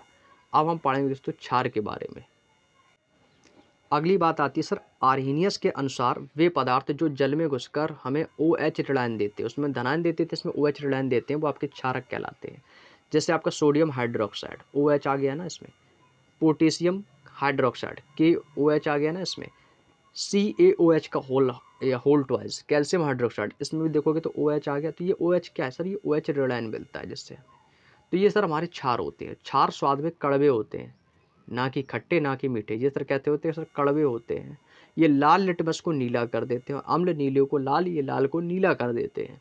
और ये अम्लों के साथ क्रिया करके लवण और जल का निर्माण करते हैं। ये फेनोक्सिटिलीन और ग्रगहीन में गुलाबी और मैथिल ऑरेंज के लाल से पीले रंग परिवर्तित कर देते हैं। इनकी प्रकृति संक्षारकीय हो जाती है। क्षारकों के प्रकार, अभी जैसे हम अम्ल पढ़ रहे थे, अम्लकों के प्रकार, तो प्रबल अम्ल और मजबूत अम्ल। अब ऐसे ही पढ़े दोस्तों क्षारक के प्रकार, जिसमें हम पढ़ेंगे प्रबल और मजबूत क्षारक, यानी स्ट्रॉन्ग बेसिस। जो क्षारक जल में पूरी तरह घुलकर OH ऋणायन देते हैं, क्या देते हैं? OH ऋणायन देते हैं, तो वो मजबूत क्षारक कहलाते हैं। उदाहरण के लिए आपका पोटेशियम हाइड्रोक्साइड है, सोडियम हाइड्रोक्साइड है, बेरियम हाइड्रोक्साइड है ये। और प्रबल क्षारकों का pH मान 12 से दोस्तों 14 होता है, 12 से 14। अगला है दुर्बल कमजोर क्षारक, वीक बेसिस। जो क्षारक जल में घुसकर आंशिक रूप से OH ऋणायन देते हैं तो दुर्बल क्षारक कहलाते हैं। जैसे आपका हाइड्रोजन हाइड्रोक्साइड FeOH का उल्टा है, अमोनिया NH3, ये होते हैं क्षारकों के नाम है और ये दोस्तों उनके उपयोग है। जैसे आपका कैल्शियम हाइड्रोक्साइड है, CaH का उल्टा है, सफ़ेद करने में, व्यंजक चूर्ण के निर्माण में, जल को मंदिर बांधने में, और अम्लीय मिट्टी को उपचारित करने में, मिट्टी की अम्लता को दूर करने में। क्लियर? चलिएगा आगे चलते हैं अपने दोस्तों अगले पॉइंट की ओर। अब इसके बाद आगे हमारा मैग्नीशियम हाइड्रोक्साइड MgOH का होल ट्वाइस। इसको हम प्रति अम्ल के रूप में चीनी उद्योग में, साबुन और अपमार्जक के निर्माण में, और कागज़ बनाने में और घरों की सफाई में दोस्तों इसका प्रयोग करते हैं। पोटेशियम हाइड्रोक्साइड, इसको बोलते हैं KOH। इसका प्रयोग हम मृदु साबुन, शेविंग क्रीम और शैम्पू के निर्माण में, कार्बन डाइऑक्साइड और सल्फर डाइऑक्साइड को अवशोषित करने के लिए। जल में घुलनशील क्षार जो है दोस्तों वो आपके एल्कली कहलाते हैं। क्या कहलाते हैं? अल्कली कहलाते हैं। अगला आता है सर हमारा इंडिकेटर, यानी कि दोस्तों सूचक। अब यहाँ से थोड़ा पॉइंट आता है सूचक। अब ध्यान से पढ़ना सर सूचक के बारे में। सूचक लिटमस पेपर, लिटमस जो होता है ये लाइकेन पौधे से प्राप्त होता है। सर आपने देखो अक्सर लिटमस होता है कैसे, एक पेपर होता है जो कि हमें लाइकेन नामक पौधे से प्राप्त होता है जो थैलोफाइटा समूह से संबंधित है। लिटमस पेपर ये आपका उदासीन विलियन से बैंगनी रंग का होता है और लिटमस पेपर आपका अगर हम अम्लीय से इसकी क्रिया कराते हैं तो सर ये हमें लाल रंग देता है, और अगर क्षारीय माध्यम से करते हैं तो इसको हमें नीला रंग हमें प्रोवाइड कराता है। ऐसे ही हमारा एक होता है गंधी सूचक। ऐसे पदार्थ जिनकी गंध दोस्तों अम्लीय और क्षारकीय माध्यम में परिवर्तित हो जाती है वो आपके गंधी सूचक कहलाते हैं। जैसे आपका लौंग है, आप सर लौंग अगर एक बार चबा लोगे तो पूरा मुँह लौंग की तरह महकेगा। अगर आप प्याज खा लो तो पूरा दिन प्याज की तरह मुँह से स्मेल आती है। वेनिला हो गया, ये सभी आपके गंधी सूचक हैं। अगला आता है हमारा प्राकृतिक सूचक। प्राकृतिक में कुछ ऐसे पदार्थ पाए जाते हैं जो अम्लीय माध्यम और क्षारीय माध्यम से अलग-अलग होते हैं या अलग-अलग रंग के होते हैं, वो प्राकृतिक सूचक कहलाते हैं। जैसे आपका लिटमस हो गया, हल्दी, हल्दी कोई बनाता थोड़ी है, हल्दी प्राकृतिक है, वो ऑलरेडी पीली होती है, लाल हल्दी थोड़ी होती है, हरी हल्दी थोड़ी होती है। गुड़हल का फूल, अगर गुड़हल का फूल सर लाल होता है, तो सर लाल होगा, वो प्राकृतिक है। अगर उसमें टाइप्स होंगी सर लाल गुड़हल, पीला गुड़हल, सफ़ेद गुड़हल, तो आपको वो देखने को मिलेगा। अब अगला आगे सर लाल पत्ता गोभी, तो इसमें जो रंग का प्रकार है वो कैसा प्राकृतिक है, कृत्रिम तो है नहीं कि इसको ज़बरदस्ती लाल बनाया जाता है, वो प्राकृतिक है, ठीक है ना? अगला आता है हमारा सर सूचक, अम्लीय माध्यम और क्षारकीय माध्यम। अगर हम सूचक की बात करें तो सर मेथिल ऑरेंज, इसका अम्लीय माध्यम में सर इसको लाल हो जाएगा और क्षारकीय माध्यम में ये पीला दिखेगा। लिटमस अम्ल में लाल होता है और क्षार में दोस्तों नीला होता है। फिनाप्थलीन अम्लीय माध्यम में सर रंगहीन हो जाएगा और क्षारकीय माध्यम से अगर क्रिया कराएंगे तो ये गुलाबी हो जाएगा। मेथिल ऑरेंज और फ्लोराप्थिलीन ये आपके सर कृत्रिम सूचक हैं, ये ना कि प्राकृतिक है, ये कैसे कृत्रिम सूचक है। अगला आता है sir pH scale. PH scale के बारे में पढ़ेंगे तो किसी पदार्थ की अम्लता और क्षारीयता की जो माप है इसको हम पीएच मान कहते हैं। और किसी विलयन में हाइड्रोजन आयन की सांद्रता जितनी ज़्यादा होगी उसका पीएच मान उतना ही कम होगा। अम्लीय विलयन का पीएच मान हमेशा दोस्तों 7 से कम होगा और क्षारीय विलयन का पीएच मान हमेशा 7 से अधिक होगा, इसका 7 से कम होगा। उदासीन विलयन का जो जल का जो मान है वो कैसा होता है सर, वो हमेशा 7 होता है। उर्वरकों के अधिक उपयोग से मृदा अम्लीय हो जाती है जो पौधों की वृद्धि के लिए उचित नहीं है। मानव शरीर में दोस्तों 7.0 से 7.8 पीएच परास के माध्यम से कार्य करता है। मुंह का पीएच मान की बात करें तो 5.5 से कम होने पर दांतों का क्षय रोग आरंभ हो जाता है, क्षय आरंभ हो जाता है। और दांतों का इनेमल कैल्शियम फॉस्फेट से बना होता है जो किसका पीएच मान कम होने पर संचारित होने लगता है। अगर मैं बात करता हूँ सर प्राकृतिक विलयन और पीएच मान की, तो अम्लीय सांद्र HCl का दोस्तों पीएच मान 0 होता है। अम्लीय में नींबू के रस का पीएच मान 2.2 से 2.5 होता है। अम्लीय शराब का दोस्तों पीएच मान 2.9 से 3.8 होता है। क्लियर? चलिए कभी आगे बढ़ते हैं। अगर हम बात करें सर बियर की, तो बियर का सर पीएच मान 4.5 हो जाएगा। सिरका का सर 3.4, कॉफ़ी का 5, कोल्ड ड्रिंक्स का 5.5, दूध का सर 6.5, लार खाना खाने से पहले जो लार बनती है सर उसका 6.4 माइनस या मतलब 6.4 से 6.7 होता है। और खाना खाने के बाद जो हमारे जो लार बनती है उसका दोस्तों पीएच मान 5.8 होता है। खून का पीएच मान 7 से 7.4 होता है। मूत्र का पीएच मान सर 6 होता है। और टूथपेस्ट का जो आपका जो पीएच मान है वो 8 होता है। टमाटर के रस का 4.3 से 4.5, सेव का 2.9 से 3.5 और ब्लैकबेरी के रस का दोस्तों 3.8 से 4.5 पीएच मान होता है। अगला आपका पीएच के अनुसार रंग, जैसे आपका डार्क लाल है तो डार्क लाल का सर पीएच मान कितना होगा सर 0 होगा। लाल रंग का 1 से 2, ऑरेंज का 4, ग्रीनिश पीला का पीएच मान 6, हरा का पीला मान 7, नीला का पीएच मान 9, नेवी ब्लू का पीएच मान 8 और पर्पल का पीएच मान 11। अब बैंगनी रंग का पीएच मान दोस्तों 13 या 14 होता है। प्रबल अम्ल और प्रबल क्षारक परस्पर अपक्रिया करके दोस्तों लवण और जल का निर्माण करते हैं। अब मैं पढ़ता हूँ दोस्तों लवण यानी दोस्तों सॉल्ट के बारे में। तो लवण क्या है सर, लवण के प्रकार। तो लवण मुख्यतः रूप से दोस्तों 6 प्रकार के होते हैं। एक तो आपका सामान्य लवण, और ऐसे लवण जिनके पास ना ही स्थानांतरण योग्य हाइड्रोजन आयन धनायन है और ना ही स्थानांतरण योग्य हाइड्रोक्सिल OH आयन है, उसे हम सामान्य लवण कहते हैं। जैसे आपका सोडियम क्लोराइड NaCl और मैग्नीशियम क्लोराइड MgCl2 और AgBr सिल्वर ब्रोमाइड जिसको बोलते हैं। AgBr को क्या बोलते हैं सर, सिल्वर ब्रोमाइड। अम्लीय लवण वो तो आपके सामान्य लवण हो गए हैं। अब यहाँ से होता है अम्लीय लवण, ऐसे लवण जिनके पास कम से कम एक स्थानांतरण योग्य हाइड्रोजन आयन है उसे हम अम्लीय लवण कहते हैं। CuSO4 और NH4Cl आदि। क्षारीय या भास्मिक लवण, ऐसे लवण जिसके पास कम से कम स्थानांतरण योग्य हाइड्रोक्सिल OH आयन हो, जिसे हम क्षारीय लवण कहते हैं। जैसे आपका CaCO3 है NaHCO3 आदि। द्विक लवण, ऐसे लवण जो 2 प्रकार के सामान्य लवणों से मिलकर बनता है और द्विक लवण कहते हैं। जैसे आपका K2SO4 इंटू Al2SO4 का होल्ड इंटू 24H2O, ये द्विक लवण। द्विक लवण ये किसका सूत्र है सर, ये सबसे बड़ा सूत्र है केमिस्ट्री का, फिटकरी का। इसको हम सर बोलते हैं सर फिटकरी, ये फिटकरी का सर सूत्र है, फिटकरी का फॉर्मूला है। ठीक है, इसको हम दोस्तों और क्या कह सकते हैं, इसको हम पोटास एलम कहते हैं। इसको क्या बोलते हैं सर? इसको हम पोटास एलम के नाम से भी जानते हैं। इसको याद रखना, ये फिटकरी का सूत्र है। K2SO4 इंटू L2SO4 का होता है इंटू 24H2O। क्लियर है ना? फिटकरी क्या है सर? ये द्विक लवण है। पोटास एलम क्या है? फिटकरी है। क्या है? द्विक लवण है। क्लियर है ना? चलिए, मिश्रित लवण, ऐसा लवण जो दो अम्ल और एक क्षार या दो से अधिक क्षार या अम्ल के उदासीनीकरण क्रिया के फलस्वरूप बनता है और उसे मिश्रित लवण कहते हैं। जैसे आपका NaKSO4 है आदि। जटिल लवण, ऐसे लवण जिसमें कम से कम एक जटिल आयन हो, उसे हम जटिल लवण कहते हैं। जैसे आपका K2HgI4। लवणों के उपयोग, जैसे हमारा सोडियम क्लोराइड, नमक NaCl, ये मानव आहार का अनिवार्य अंग है ना? अगला आता है हमारा कास्टिक सोडा, धावन सोडा, बेकिंग सोडा के निर्माण में, ये परिरक्षण के रूप में आदि। बेकिंग सोडा सोडियम बाइकार्बोनेट होता है, जिसको हम सोडियम बाइकार्बोनेट बोलते हैं, NaHCO3 होता है। बेकिंग सोडा को हम सोडियम हाइड्रोजन कार्बोनेट भी कहा जाता है, लेकिन इसका उपयोग हम प्रति अम्ल के रूप में बेकिंग पाउडर के निर्माण में, अग्निशमक उपकरण में मधुमक्खी के डंक को बेअसर करने में किया जाता है। धावन सोडा सोडियम कार्बोनेट Na2CO3 को घरों की सफाई के लिए, जल को मृदु बनाने के समय में, साबुन, कांच, कागज उद्योग में अपमार्जक के निर्माण में इसका प्रयोग किया जाता है। वहीं फिटकरी, जिससे मैंने अभी बोला ना, potash alum, K2SO4 into L2SO4 का अल्ट्राज इंटू 24H2O, ये पेयजल को शुद्ध करने में, एंटीसेप्टिक के रूप में, रक्त के स्कंदन में, चमड़ा उद्योग में किया जाता है। विरंजक चूर्ण, कैल्शियम ऑक्सीक्लोराइड CaOCl2, यह पेयजल को जीवाणु रहित बनाने के कारण यह कागज, कपड़ा, लकड़ी उद्योग में प्रयोग किया जाता है। प्लास्टर ऑफ पेरिस POP जिसको बोलते हैं, calcium sulphate hemihydrate CaSO4 into half H2O, ये घरों की सफ़ेदी करने के लिए या टूटी हड्डी को जोड़ने में या दोस्तों मूर्तियों को बनाने में हम POP का निर्माण करते हैं। घरों में भी तो किया जाता है सर POP। अगला आपका नीला थोथा, copper sulphate CuSO4 into 5H2O, ये जीवाणुनाशक के रूप में कपड़ों की रंगाई आदि में किया जाता है। कार्बन में दोस्तों इसके यौगिक कार्बन, जैसे कि कार्बन एक अधातु तत्व है। कार्बन क्या है? एक अधातु तत्व है जिसका परमाणु भार 6, परमाणु क्रमांक 6 और परमाणु भार 12 होता है।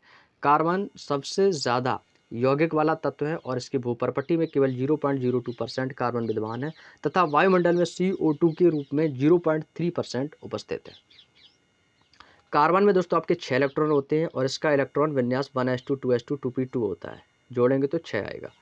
कार्बन के अपरूप, एलोट्रोप्स ऑफ कार्बन, वे तत्व जो या दो से अधिक रूप में दोस्तों विद्यमान होते हैं जिनके भौतिक गुण भिन्न भिन्न हो, अपरूप कहलाते हैं। जैसे मुख्यतः कार्बन के 3 अपरूप हैं, ग्रेफाइड है, हीरा है और दोस्तों आपका फ्लोरीन है।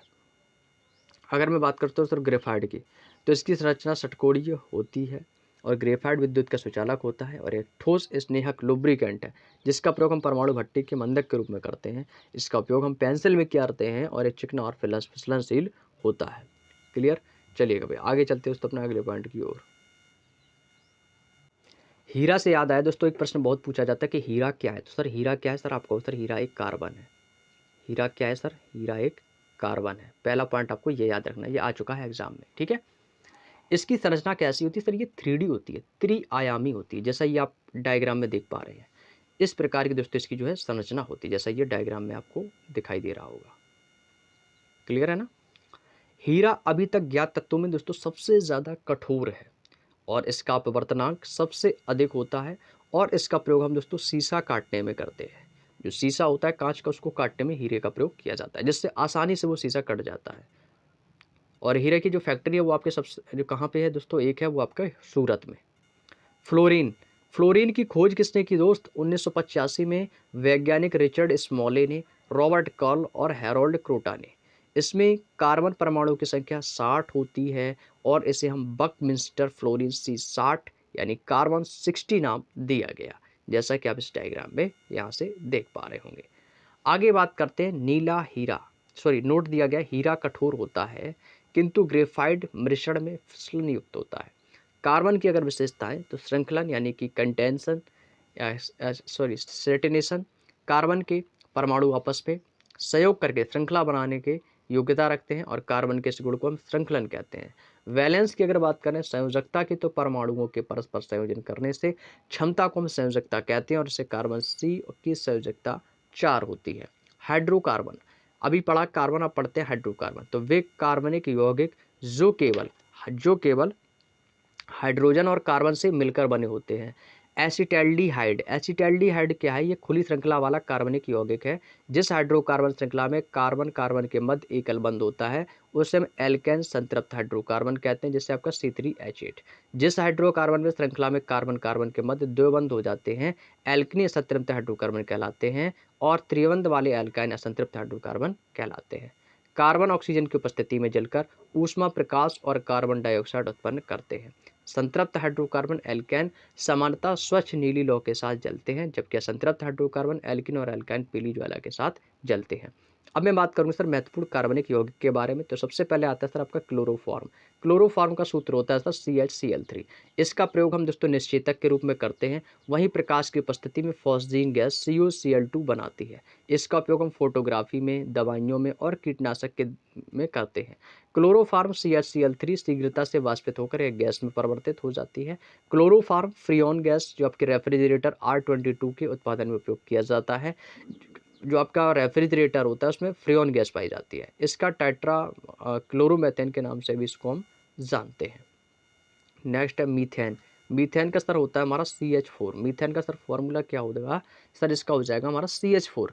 मीथेन गैस जो है ये बायोगैस के प्राकृतिक गैस का एक मुख्य घटक होती है, और यह एक ग्रीन हाउस गैस है जो दलदली भूमि, धान के खेतों में, देखो धान का जो खेत होता है आप कभी भी देखिएगा, धान में जब आप सुबह सुबह जाते हैं तो धान के खेत में देखिएगा आपको एक खुशबू आएगी, महक आएगी, स्मेल। वो स्मेल जो होती है वो मीथेन गैस की होती है, और इसका सूत्र होता है CH4, है ना। और जुगाली करते पशुओं के द्वारा जो उत्सर्जित करते हैं, जिसको कहते हैं ना कि जो जानवर होते हैं भैंस जो मुंह चलाते रहते हैं ना, मुंह से सफ़ेद सफ़ेद फैना सा बन जाता है, तो वो जुगाली करते हैं जानवर। तो ये भी दोस्तों आपकी CH4 उत्सर्जित करती है। मीथेन गैस को हम दोस्तों मार्स गैस और हम दोस्तों फायर डैम्प भी कहते हैं। क्या कहते हैं? मार्स गैस और फायर डैम्प कहते हैं। Chlorofluorocarbon sir CFC। CFC क्या है सर? ये क्लोरोफ्लोरोकार्बन का प्रयोग हम दोस्तों रेफ्रिजरेटर यानी जो फ्रिज होते हैं हम लोगों के घरों में उनमें करते हैं। इसको हम दोस्तों फ्रियोन गैस के नाम से जानते हैं। आप कहोगे सर इसको फ्रियोन कहते थे, आप कह रहे हैं आप सर क्लोरोफ्लोरोकार्बन पाई जाती है। सर हम क्लोरोफ्लोरोकार्बन जिसमें आ रहा है F, इसको हम सर फ्रियोन भी कहते हैं। क्लोरोफ्लोरोकार्बन को हम फ्रियोन गैस भी कहते हैं, और यह भी एक आपकी ग्रीन हाउस गैस है। यह ओजोन परत में क्षरण के लिए उत्तरदायी है। मॉन्ट्रियल कनाडा प्रोटोकॉल 1987 में इस गैस के उपयोग की सीमित करने के नियम बनाए गए थे। यह आपके क्लोरीन, फ्लोरीन और कार्बन से बना एक कार्बनिक यौगिक है जिसको हम CFC क्लोरोफ्लोरोकार्बन कहते हैं। अगला आता है सर आपका एथेनॉल C2H5OH। हम दोस्तों एथेनॉल को हम एथिल एल्कोहल भी कह सकते हैं। क्या कहेंगे सर? एथिल। एथिल का सूत्र होता है सर C2H5, और C2H5OH एथेनॉल। इसका उपयोग हम टिंचर आयोडीन बनाने में करते हैं, और ये एक अच्छा विलायक है। इसका गलनांक और क्वथनांक -114.3 डिग्री सेल्सियस से 78.4 डिग्री सेल्सियस होता है। एसिटिक अम्ल CH3COOH। इसमें एसिटिक अम्ल में 3 से 4% विलयन को दोस्तों सिरका कहा जाता है, जिसका उपयोग हम दवाइयों, कागज उद्योगों, प्रयोगशालाओं में अपक्रमक के रूप में करते हैं, जिसका गलनांक और क्वथनांक 290 के से 391.15 के होता है, और एक दुर्बल अम्ल है। फार्मिक अम्ल HCOOH। फार्मिक अम्ल मैंने अभी आपको बोला सर ये चींटी में पाया जाता है, बिच्छू के डंक में पाया जाता है, मधुमक्खी के डंक में पाया जाता है। फार्मिक अम्ल का रासायनिक नाम की बात करें तो सर ये मेथेनॉइक एसिड बोलते हैं इसको। यह प्राकृतिक रूप से नेटल के पौधे, चींटी, बिच्छू, मधुमक्खी के डंक आदि में पाया जाता है। इसका प्रयोग दोस्तों रबड़ उद्योग और कागज उद्योग में भी किया जाता है। Urea NH2CONH2। इसका फॉर्मूला याद रख लो भाई, अच्छा क्वेश्चन है ये। यूरिया का सूत्र होता है NH2CONH2। यूरिया पहला कार्बनिक यौगिक है जिसको हम फ्रेडरिक वॉलर ने सन 1828 में अमोनियम साइनेट से बनाया था। इसमें 46% नाइट्रोजन पाई जाती है। मानव शरीर में यकृत अमोनिया को यूरिया में परिवर्तित करता है, और यूरिया को मूत्र के माध्यम से शरीर से दोस्तों बाहर निकाला जाता है। अगर मैं बात करता हूँ दोस्तों सोप और अपमार्जक साबुन के बारे में, तो साबुन जो है दोस्तों ये आपका कार्बोक्सिलिक अम्लों का सोडियम और पोटेशियम लवण होते हैं। सोडियम हाइड्रोक्साइड के प्रयोग से कठोर साबुन और पोटेशियम युक्त साबुन जो है वो दोस्तों मृदु बनते हैं। साबुन कठोर जल में विद्यमान कैल्शियम और मैग्नीशियम के बाइकार्बोनेट और कार्बोनेट की अपक्रिया के द्वारा ये झाग उत्पन्न नहीं करते हैं। अब जैसे मैं आपको यहाँ पर कठोर साबुन और मृदु साबुन का सूत्र बताता हूँ, इनको दोनों को नोट कर लेना भाई, अच्छी चीज़ है, आप लोगों के लिए इंपॉर्टेंट है। कठोर साबुन का सूत्र होता है सर C17H35COONA। C17H हमारे साथ साथ बोलेंगे सभी लोग, C17H35COONA, C17H35COONA, याद हो जाएगा। मृदु साबुन का होता है सर C17H35COOK, C17H35COOK। इसमें Na याद लगाना है और इसमें आपको K लगाना है, बाकी फार्मूला जैसे का तैसा रख देना। C17H35COO, C17H35COO, उसमें Na कठोर में और पोटेशियम में K, इसमें मृदु में। अगला आता है आपका सर डिटर्जेंट अपमार्जक, जिसमें दोस्तों कपड़े वगैरह धोते हैं ना, डिटर्जेंट, घड़ी डिटर्जेंट पाउडर, ऐड तो देखा ही है ना आप लोगों ने, तो वही है। तो अपमार्जक जिसको बोलते हैं, तो अपमार्जक है ये दोस्तों लंबी श्रृंखला वाला सल्फोनेट और अमोनियम लवण होते हैं, इसके बारे में भी जान लेते हैं। ये कठोर जल में उपस्थित कैल्शियम और मैग्नीशियम के बाइकार्बोनेट और कार्बोनेटों से क्रिया नहीं करते हैं। अगला आपका विलयन, विलयन यानी कि सॉल्यूशन। विलयन दो या दो से अधिक पदार्थों को हम समांगी मिश्रण कहते हैं। पिछली क्लास में हमने देखा था समांगी विषमांगी के बारे में पढ़ा था। विलयन में नियत ताप पर विलय और विलायक की मात्राओं में एक नियत सीमा का परिवर्तन किया जा सकता है। जब विलायक को हम डाई इलेक्ट्रिक नियतांक जितना अधिक होता है वह उतना ही अच्छा विलायक माना जाता है। विलयन का अगर हम वर्गीकरण करें तो एरोसोल प्रकार से परिक्षेपण माध्यम से गैस, परिक्षेपित प्रावस्था, उदाहरण बादल, कुहासा और कोहरा। फॉर्म, अगर फॉर्म प्रकार का है तो इसका परिक्षेपण जो माध्यम है वो द्रव और परिक्षिप्त प्रावस्था द्रव होगी, और द्रव से द्रव क्या होगा सर, दूध और चेहरे की क्रीम, इमल्शन जिसको बोलते हैं। फॉर्म से क्या होगा सर, साबुन का जहाग बनेगा। जेल से क्या होगा सर, जेल से आपका जो आपका जेल है ये आपका ठोस द्रव है ना, जो जेली जिसको बोलते हैं, पनीर मक्खन, वो भी जेली के टाइप का हो जाएगा। सोल द्रव और ठोस, मैग्नीशिया मिल्क कीचड़ की तरह। ठोस सॉल्ट, ठोस से ठोस या रंगीन रत्न, पत्थर हो जाएगा भाई, दूध या कांच हो जाएगा। गैस में अगर हम गैस का विलयन करें तो वायु और गैस का मिश्रण। गैस में अगर द्रव का विलयन है तो बादल, कुहारा और CO2 और NH3 गैसों का जलीय विलयन होगा। अगर द्रव में हम गैस का विलयन करें तो जल से हमें कार्बन डाइऑक्साइड का विलयन आदि। अगर द्रव में द्रव का विलयन तो जल में एल्कोहल का विलयन। द्रव में ठोस का विलयन तो जल में चीनी, पारे से लेड आदि का विलयन। ठोस में गैस का विलयन, पैलेडाइड, पैलेडियम और हाइड्रोजन का विलयन। ठोस में द्रव का विलयन, पारे का सोडियम के साथ अमलगम। ठोस में ठोस का विलयन, सोने में कॉपर का विलयन। अम्लीय विलयनों में H धनायन होते हैं और OH ऋणायनों की तुलना में अधिक होते हैं। क्षारीय विलयनों में OH ऋणायन आयन और H धनायन की तुलना में अधिक होते हैं। उदासीन विलयनों में H धनायन आयनों तथा OH ऋणायन आयनों की सांद्रताएं समान होती हैं। अगर मैं बात करता हूँ सर विलयन के प्रकार की, तो वह विलयन जिसमें किसी निश्चित ताप और दाब पर अधिक विलय नहीं हो सकता है, उसे हम संतृप्त विलयन कहते हैं। ऐसे आपके संतृप्त हाइड्रोकार्बन होते हैं, संतृप्त होते हैं, वैसे आपके साथ संतृप्त विलयन भी होते हैं। ठीक है, वह विलयन जिसमें निश्चित ताप, दाब और अधिक विलय का विलय किया जाता है उसे हम असंतृप्त विलयन कहते हैं। वह विलयन जिसमें विलय की मात्रा विलयन की क्षमता से अधिक घुल जाती है उसे हम अति संतृप्त विलयन कहते हैं। कोलैडी विलयन, जिसको हम विषमांगी मिश्रण कहते हैं, या एक विषमांगी मिश्रण है जिसमें विलय बहुत ही सूक्ष्म अवस्था में उपस्थित होता है। क्लियर। नेक्स्ट अगला आता है सर हमारा द्रवरागी या दोस्तों द्रव स्नेही कोलैडी विलायक। इसको हम स्नेह करने वाले कोलैड हैं और ये प्रायः स्थायी होते हैं। स्टार्च, रबड़, जिलेटिन और गोंद आदि में किसी भी पदार्थ की उचित विलायक में मिलाने पर द्रवरागी कोलैड सरलता से प्राप्त हो जाता है। द्रव विरागी या द्रव विरोधी कोलैड विलायक को ग्रहण करने वाले कोलैड हैं और ये स्थायी नहीं होते हैं।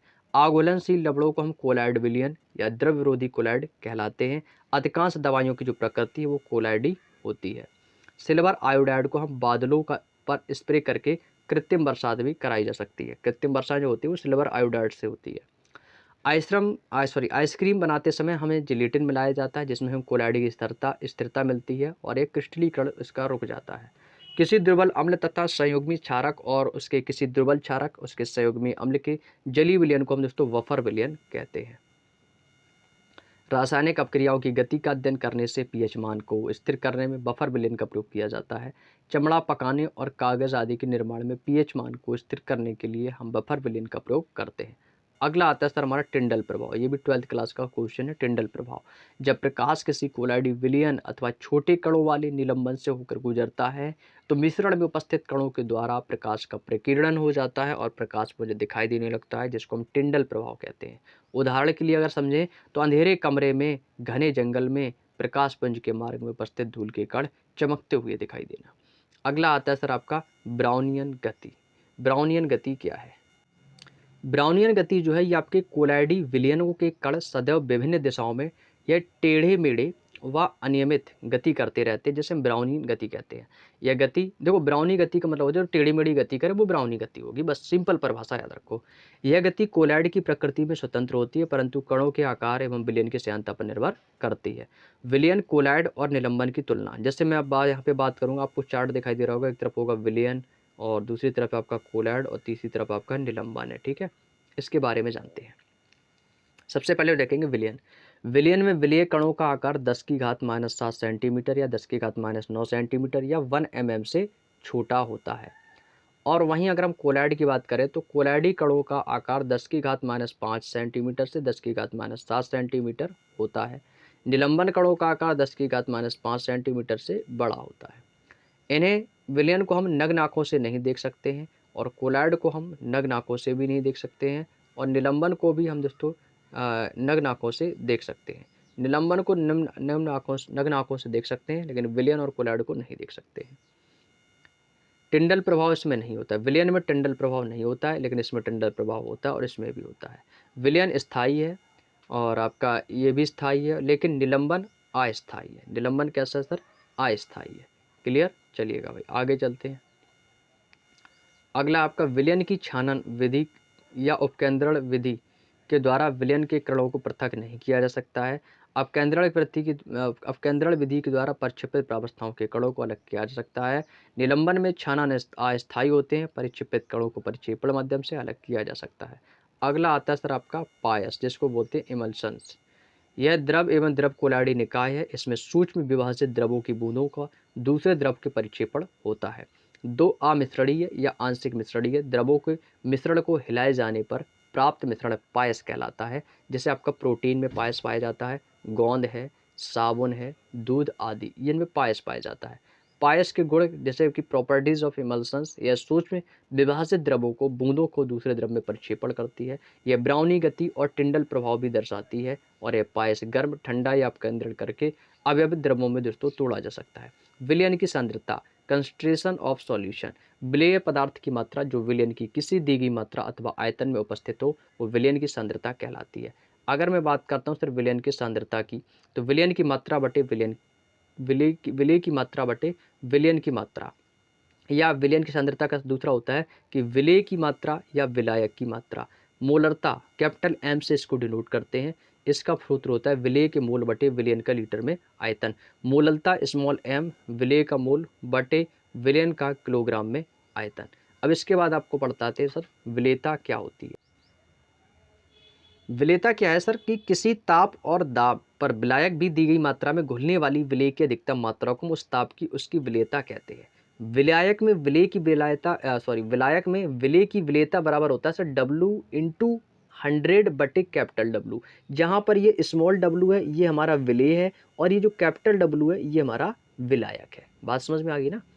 रासायनिक अपक्रिया, केमिकल रिएक्शंस, जब एक या एक से अधिक पदार्थ आपस में क्रिया करके एक या एक से अधिक नए गुण वाले पदार्थ बनाते हैं, उसे हम रासायनिक अपक्रिया कहते हैं। जैसे आपका CH3COOH और NaHCO3 को जब हम रिएक्शन करते हैं तो सर यहाँ से हमें NaC2H3O2 और दोस्तों यहाँ से जल और सर कार्बन डाइऑक्साइड हमें मिलता है। सोडियम सल्फेट और बेरियम क्लोराइड की क्रिया कराने पर हमें बेरियम सल्फेट का श्वेत अवक्षेप बनता है। दीवारों पर सफेदी करने के दौरान बुझा हुआ चूना वायु में उपस्थित कार्बन डाइऑक्साइड के साथ धीमी गति से क्रिया करके दीवारों पर कैल्शियम कार्बोनेट की एक पतली परत बना देता है। Clear?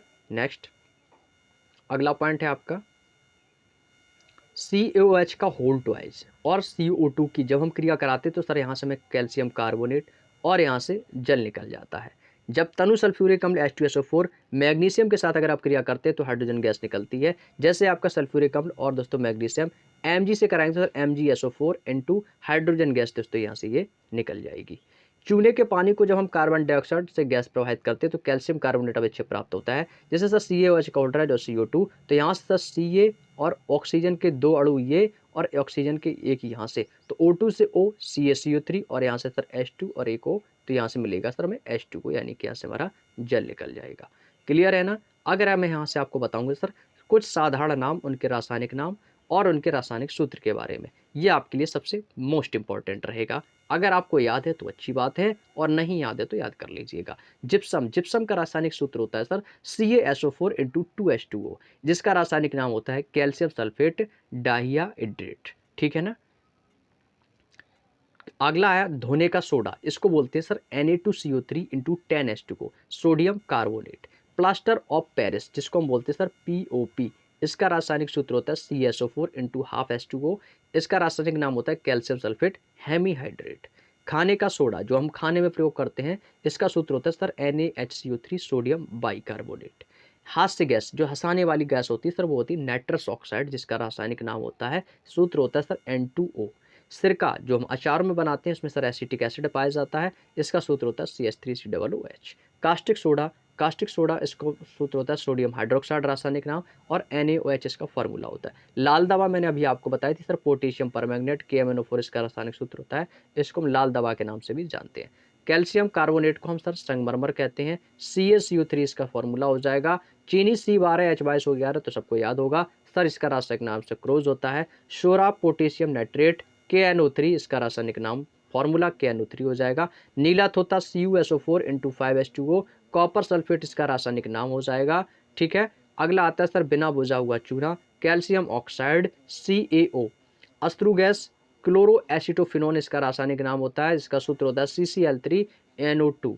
Chilli salt soda, Chile salt soda sodium nitrate होता है NaNO3। सिंदूर HGS, क्योंकि इसमें सर मर्क्यूरिक सल्फाइड पाया जाता है। ब्लीचिंग पाउडर CaOCl2 होता है, कैल्शियम हाइपोक्लोराइट। बुझा हुआ चूना CaOH का whole twice, calcium hydroxide calcium hydroxide कहते हैं इसको। और बालू या रेत, इसको बोलते हैं sir SiO2 silicon dioxide. Hypo Na2H2O3 sodium thiosulphate होता है। मार्स गैस CH4, इसको मीथेन गैस भी कहते हैं। शुष्क बर्फ CO2 कार्बन डाइऑक्साइड होता है। सफ़ेद तोता ZnSO4 इंटू 7H2O, जिसको हम जिंक सल्फेट कहते हैं। वहीं पर NH3 किसका हो जाएगा सर, ये अमोनिया का हो जाएगा, अमोनिया का। अगर मैं NH4 कर दूंगा तो सर ये अमोनियम हो जाएगा, ये क्या हो जाएगा सर, ये हमारा अमोनियम हो जाएगा। Clear, that's all. चलिएगा भाई आगे बढ़ते हैं अपने अगले पॉइंट की ओर। फिटकरी तो भैया पोटास एलम, नाम तो सुन ही लिया है, K2SO4 इंटू Al2SO4 का उल्ट्राइज into 24H2O। Potassium aluminium sulphate. साधारण नमक तो पता है भैया सोडियम क्लोराइड NaCl। यहाँ पे कुछ महत्वपूर्ण पॉइंट हैं, इनको भी एक नज़र डाल लेते हैं। सर सल्फर डाइऑक्साइड प्रशीतक को हम R764 के रूप में चिन्हित कर सकते हैं। इसके बाद है मिर्च का तीखा स्वाद, जो मिर्च हमें खाते हैं तो मिर्च में तीखी लगती है, वो कैप्सेसिन के कारण दोस्तों लगती है। एसिटिक एसिड का क्वथनांक 391 केल्विन होता है। लहसुन मैग्नीज सेलेनियम का अच्छा स्रोत होता है। मानव जीवन में रसायन, जैसे मैं सबसे पहले बात करूंगा सर बहुलक की, तो बहुलक शब्द दोस्तों आपके दो ग्रीक शब्द हैं, पॉली अनेक व मर इकाई से मिलकर बना है। ये उच्च अणुभार वाले पदार्थ होते हैं जो असंख्य अणुओं को आपस में जोड़ने से बनते हैं। यह एक बहुलकीकरण कहलाती है। और बहुलक आपके दो प्रकार के होते हैं, प्राकृतिक बहुलक और कृत्रिम बहुलक। प्राकृतिक बहुलक हमें दोस्तों प्राकृतिक से प्राप्त होते हैं, वो प्राकृतिक बहुलक कहलाते हैं, जैसे प्रोटीन है, स्टार्च है, सेलुलोज है। कृत्रिम बहुलक जो दोस्तों प्रयोगशाला में बनाए जाते हैं हाथों से, वो कृत्रिम बहुलक कहलाते हैं, जैसे आपका बेकेलाइट है, टेफ्लॉन है, नायलॉन है और टेरिलीन। अगला आता है सर रेसे फाइबर्स। रेसे दोस्तों आपके धागे नुमा एक लंबी संरचना वाले होते हैं, जो छोटी इकाइयों से जुड़कर बने होते हैं। ये आपके सर तीन प्रकार के होते हैं। प्राकृतिक रेसे, ये रेसे दोस्तों जानवरों और पौधों से प्राप्त होते हैं। ऊन और रेशम जानवरों से प्राप्त होती है, जबकि कपास और जूट ये पौधों से प्राप्त होने वाले रेसे हैं। अर्ध संश्लेषित रेसे, जिसको हम बोलते हैं सेमी सिंथेटिक फाइबर्स, इस प्रकार के रेसे को प्राप्त करने के लिए हमें कच्चे पदार्थ प्राकृतिक के रूप में प्रयोगशाला में संश्लेषित किए जाते हैं, इसको रेयन कहते हैं। संश्लेषित रेसे, जिसको बोलते हैं सिंथेटिक फाइबर्स, ये रेसे पूर्ण रूप से दोस्तों मानव के द्वारा प्रयोगशाला में तैयार किए जाते हैं। नायलॉन सन 1935 में दोस्तों कोयले, जल और वायु का निर्माण किया गया, और इस प्रथम पूर्ण रूप से संश्लेषित रेशा है, जिसके निर्माण से प्राकृतिक कच्चे माल का प्रयोग नहीं किया जा सकता है, जिसका प्रयोग हम तंबू, दांत साफ करना, ब्रश, जुराब, रस्सी और स्लीपिंग जैसे बैग आदि के निर्माण को बनाने में किया जाता है। पैरासूट बनाने में भी दोस्तों नायलॉन का प्रयोग किया जाता है। अगर मैं बात करता हूँ सर प्लास्टिक्स की, तो ये उच्च अणुभार वाले बहुलक होते हैं, जिनका निर्माण हम असंतृप्त हाइड्रोकार्बन के बहुलकीकरण से किया जाता है। ये दो प्रकार की होती है, थर्मोप्लास्टिक और थर्मोस्टेटिक प्लास्टिक। थर्मोप्लास्टिक जो प्लास्टिक गर्म करने पर मुलायम और आसानी से मुड़ जाए, वो थर्मोप्लास्टिक है। जैसे आपकी जो PVC जो पॉलीविनाइल क्लोराइड होते हैं, वो आसानी से मुड़ जाती है। टेफ्लॉन होता है, पॉलीथीन होता है और पॉलीस्टाइरीन आदि। ये दोस्तों नॉर्मली आसानी से मुड़ जाती है गर्म करने पर। क्लियर? चलिएगा भाई, आगे बात करते हैं दोस्तों थर्मोसेटिंग प्लास्टिक की। तो वे प्लास्टिक जिन्हें गर्म करने कर एक बार सांचे में डाला जाता है, लेकिन किंतु उन्हें दोस्तों दोबारा गर्म नहीं किया जा सकता है, और वह थर्मोसेटिंग प्लास्टिक कहलाती है, जैसे मेलामाइन और बेकेलाइट। अगर बात करते हैं सर रबर की, तो जब प्रतिरोधक, विद्युत की कुचालक और प्रत्यास्थ आदि होने के कारण यह बहुत उपयोगी बहुलक है। यह मुख्यतः दो प्रकार की होती है, प्राकृतिक रबड़ और संश्लेषित रबड़। जो आइसोप्रीन का बहुलक होता है वह इसे हीविया वृक्ष के दूध से प्राप्त किया जाता है, और प्राकृतिक रबड़ को सल्फर के साथ गर्म करने पर वल्कनीकरण कहते हैं। संश्लेषित रबड़, सिंथेसाइज्ड रबर, यह आइसोब्यूटाडाइन या क्लोरोप्रीन का बहुलक होती है, जो संश्लेषित रबर के प्रमुख उदाहरण है, जैसे नियोप्रीन है, थायोकॉल है, यूप्रीन रबर आदि। क्लियर? तो दोस्तों आज की इस क्लास में हमने संपूर्ण रसायन विज्ञान को कंप्लीट कर लिया है। आज के इस वीडियो में दोस्तों हमारी कंप्लीट केमिस्ट्री की क्लास हो चुकी है। आज की क्लास में लगभग 1 घंटे की क्लास हुई, और इस घंटे की क्लास में हमने एक टॉपिक को कंप्लीट कर लिया है। केमिस्ट्री दोस्तों हमारी पूरी तरीके से कंप्लीट हो गई है। क्लियर? तो अगली जो क्लास होगी हमारी, अगली क्लास में हम दोस्तों जीव विज्ञान पढ़ रहे होंगे। अगली क्लास हमारी नेक्स्ट डे होगी, जिसमें हम दोस्तों जीव विज्ञान को कंप्लीट कर रहे होंगे। जीव विज्ञान को हम देखते हैं कि कितने पेज हैं, उसी पेज के हिसाब से लगभग मैं 2 क्लास जीव विज्ञान की लूँगा, 1 से 2 वीडियो में 1-1 घंटे की। तो ये जीव विज्ञान जल्द से जल्द कंप्लीट हो जाएगा, क्योंकि अब मेरा जो मेन टारगेट है वो है बुक को जितना जल्दी हो सके उतना जल्दी कंप्लीट कराना। इसके बाद इसके बारे में आगे सोचते हैं, ठीक है? तो पहले तो मैं इस बुक को जितना जल्दी हो सके मैं कंप्लीट करवाना चाहता हूँ। तो अगली क्लास में दोस्तों हम जीव विज्ञान के बारे में पढ़ेंगे। जैसे ही साइंस कंप्लीट होता है, फिर हम आप लोगों को यूपी होमगार्ड के स्पेशल टॉपिक्स पढ़ाएंगे। वो टॉपिक्स इतने आसान होंगे, एक-एक दिन में एक-एक टॉपिक कंप्लीट हो जाएगा आपका, ये समझ लो। एक-एक दिन में एक-एक टॉपिक। अगर टॉपिक छोटा रहा तो मैं एक दिन में 2 टॉपिक भी आपको करा सकता हूँ, ठीक है? आपको पता चल जाएगा, ठीक है? तो बस आपका ये समझ लो, फिजिक्स कंप्लीट होगी, केमिस्ट्री कंप्लीट होगी, कल से जीव विज्ञान स्टार्ट कर देंगे। तो 1-2 दिन में जीव विज्ञान और जूलॉजी, बॉटनी और है इसमें छोटे-छोटे पॉइंट्स, उनको भी हम दोस्तों कंप्लीट करते चलेंगे, ठीक है? बायोलॉजी की क्लास में हम आपका मिक्सअप करवा देंगे। बायोलॉजी के बाद उसी उसी क्लास में बायोलॉजी वाले ही थंबनेल में आपकी बॉटनी और जूलॉजी, जंतु विज्ञान, सब कुछ उसी में कराएंगे, ठीक है? तो चलिएगा दोस्तों, आज की वीडियो में इतना ही, और बाकी कमेंट करके बताइएगा कि आज का सेशन आप लोगों को कैसा लगा। बाकी आप सभी को होली की बहुत बहुत हार्दिक शुभकामनाएं। आप लोगों को प्यार और सपोर्ट इसी तरीके से बना रहे, और आप लोग दोस्तों की क्या राय है तो कमेंट बॉक्स में जरूर बताइएगा। बाकी मैं आप लोगों से मिलता हूँ नेक्स्ट क्लास में। और जो लोग, काफ़ी लोग हमारे दोस्तों इस चैनल पर नए आए होंगे, पहली बार इस क्लास से जुड़े, तो प्लीज़ चैनल को जरूर सब्सक्राइब कर लीजिएगा। बाकी आप लोगों को टेलीग्राम चैनल का लिंक भी मैंने डिस्क्रिप्शन में दे रखा है, व्हाट्सअप चैनल का भी लिंक डिस्क्रिप्शन में दे रखा है, जाके सभी लोग उससे ज्वाइन जरूर कर लीजिएगा। तो चलते हैं दोस्तों, मिलते हैं नेक्स्ट क्लास में, तब तक के लिए आप सभी को जय हिंद, जय भारत।